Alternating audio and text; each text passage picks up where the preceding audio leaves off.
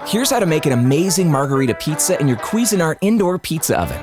Preheat your oven to 700 degrees for 25 to 30 minutes. The indicator light and audio alert will let you know when it's ready.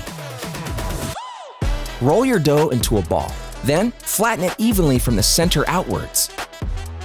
Lightly dust your pizza peel with flour and place your dough in the center. Now, you're going to work quickly. Add in sauce, then cheese, then toppings. Remember, a little goes a long way.